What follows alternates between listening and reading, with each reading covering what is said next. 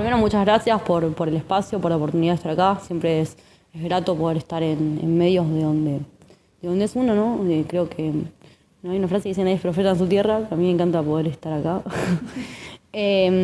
Hace 4 años que trabajo en la Agencia Nacional de Discapacidad, desde 2020, desde más o menos febrero o marzo de 2020, no recuerdo bien.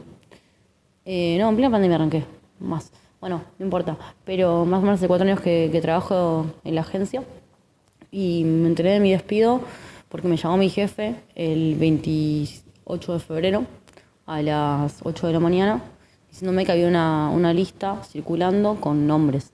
Hay listas que circulaban donde, digamos, el ejecutivo, o sea, el director ejecutivo de la Agencia Nacional de Discapacidad le pedía a Recursos Humanos rescisión de contratos de trabajadores.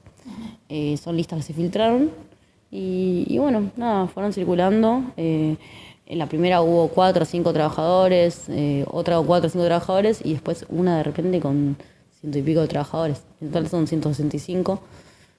Creo que tenía 135 personas la lista en la que yo figuraba. Y bueno, muchas con 20 años de antigüedad, 30 años de antigüedad, con carrera, profesionales, abogados, bueno, personas sin discapacidad, personas sin discapacidad pero con hijos con discapacidad, personas con enfermedades, personas con licencias psiquiátricas por maternidad, etcétera.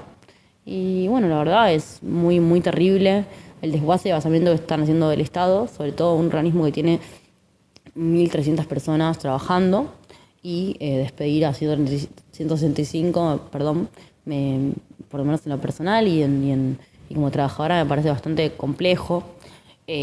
Había personas despedidas de otras provincias, donde por ahí era la única persona que estaba en su provincia como referente de la Agencia Nacional de Discapacidad, y las personas se quedaron sin esa posibilidad de acceder a un derecho fundamental, como por ejemplo lo es una pensión o bueno, cierta medicación o un certificado único de discapacidad, etcétera, ¿no? Y eso es muy complejo porque no solamente es el desguace del Estado en términos de trabajadores, sino que es el desguace de los derechos de las propias personas con discapacidad. En ese sentido, bueno, vos lo sabés bien, digamos, porque atravesás a diario las barreras que tienen que atravesar las personas con discapacidad. ¿Qué posibilidades hay, por ejemplo, para una persona que tiene algún tipo de discapacidad acceder a un trabajo formal en blanco más allá del Estado? Bueno, mirá, 8 de cada 10 personas con discapacidad no tienen trabajo. Y eso lo explica todo, porque hay barreras, porque hay desinformación, porque hay prejuicios de la sociedad hacia nosotros y nosotras como personas con discapacidad.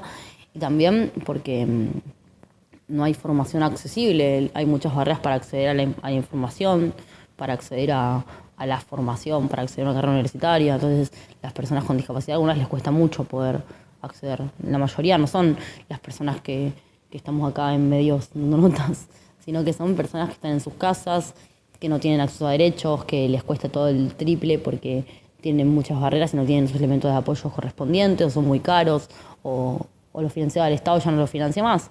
Entonces creo que ahí es una cuestión muy importante destacar que las personas, o sea, si bien a las personas sin discapacidad les cuesta mucho conseguir un laburo por el momento que estamos atravesando, a las personas con discapacidad también, porque les cuesta mucho más por las barreras que atraviesan todos los días, como ya hemos dijiste, que pueden ser como desde sociales, actitudinales, de comunicación, físicas, ¿no? Por ejemplo, no sé, las sociales son que no haya una rampa en un edificio público o en tu laburo. Las actitudinales pueden ser que una persona sin discapacidad piense que vos por tener una discapacidad no podés. No podés hacer cosas, no podés movilizarte, no podés adaptarte, no podés tener un trabajo o vas a necesitar ayuda de otra persona, entonces va a implicar más presupuesto el hecho de que te ayude otra persona a ejercer tu trabajo.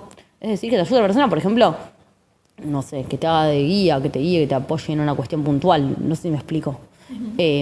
Después están las barreras de comunicación, que son que nada, que piensen que no te puedes comunicar o que no tengas los dispositivos para comunicarte o que no tengas intérprete de lengua de señas. Y después están las sociales, las culturales, que son, por ejemplo, las barreras que el entorno cultural piensa que vos no podés. Que por tener discapacidad en tu cultura piensen que no podés. Y en ese sentido, digamos, dentro de la Agencia Nacional de Discapacidad, creo que nadie mejor que una persona con discapacidad entiende a otra que está atravesando la misma situación. Digamos, qué funciones desarrollaban ustedes y qué pueden aportar, digamos, en este mismo hacer para que una sociedad sea un poco más inclusiva. Bueno, yo en este caso estaba en el call center respondiendo mails, pero hay muchas personas con discapacidad que daban capacitaciones, que estaban... O sea, esto no es el despido de tantos números de personas. Esto es no ver más a un compañero tuyo de laburo. De repente que no vaya más y enterarte que lo despidieron. Y no poder despedirte de tus compañeros de laburo, porque yo el día que iba a ir a laburar y demás, eh, me dijeron que no fuera, porque me habían despedido. Entonces no poder despedirte tampoco de tus compas de laburo. Y eso también es un garrón. Yo de hecho hoy le hablé a mi jefa y le dije, che, nada, muchas gracias por todo, qué sé yo, porque me da vergüenza no haberme despedido, porque yo no sabía que no iba a volver. Y eso también es difícil de procesar para uno. ¿Hay posibilidades de que encuentres otro espacio? Digamos, ¿cómo están atravesando, si se están organizando quizás para que algunos sean reincorporados? ¿Cómo lo están atravesando? Se está organizando, los sindicatos están hablando, los gremios están hablando y están viendo cómo se puede hacer. Pero bueno, no sabemos qué va a pasar. Ojalá que haya posibilidades de que reincorporen personas. Ojalá que se pueda tomar esta situación para que no pase más. Vemos que está pasando de vuelta, porque vemos lo de Telam, por ejemplo. Y es muy difícil, ¿no? Porque ahora se meten con el periodismo. O sea, se meten con el INADI, se metieron con la comunidad LGBT, se metieron con las personas con discapacidad, ahora vamos al periodismo. Hasta que no quede prensa que divulgue en contra de Milei. ¿Cómo es? O sea, yo lo que no entiendo es cómo el presidente quiere ejercer un gobierno de una forma no solamente oligárquica, sino también monárquica, ¿no? Planteando el cierre del Congreso, planteando que los diputados y los senadores son un nido de ratas, planteando que Roca era como sus faros en su lucha. Digo, cosas muy complejas, ¿no? De asimilar para la sociedad argentina. Primero sacó el programa de las madres de la tele pública, ahora se mete con el periodismo, se mete con las personas con discapacidad, se mete con el colectivo LGBT. No le faltó colectivo sin discriminar a este señor, la verdad que, digo, y además tomando la discapacidad como insulto. Yo en C5N había dicho que Milei en un momento había retuiteado un tuit de una persona, o había tuiteado él, no me acuerdo cómo era bien. Sí, creo que Pero creo que lo retuiteó, que era una foto de Nacho Torres con rasgos de síndrome de Down, como si fuera un insulto que decía, le pedimos a Nacho que abra el mail, no sé qué. Y yo pensaba, ¿cómo toman a la discapacidad como insulto llevándola a otro paradigma anterior, que es que las personas con discapacidad son personas a prescindir de ellas, a exterminar, a matar, que no sirven? ¿Y quién puede pensar hoy que una persona con discapacidad no sirve? Digo, alguien con mucho odio encima, o sea, me parece un poco que nosotros como personas con discapacidad tenemos que estar en estos lugares hablando y concientizando acerca de las situaciones que vivimos y que nos pasan y que atravesamos, ¿saben? Porque sabemos que hay otras personas que o no pueden hacerlo porque no tienen acceso o no pueden hacerlo porque su discapacidad no se los permite. Entonces, nosotros y nosotras que en este momento podemos hacerlo, tenemos que ser la voz nuestra, pero también de nuestros compañeros y compañeras a quienes tal vez no están en estos lugares. Después hay que ver por qué no están, después hay que ver cuáles son las situaciones de capacitismo que hay para que estas personas no puedan estar. Digo, a ver, hay muchos compañeros y compañeras que despidieron que realmente eran muy valiosos para la Agencia Nacional de Discapacidad.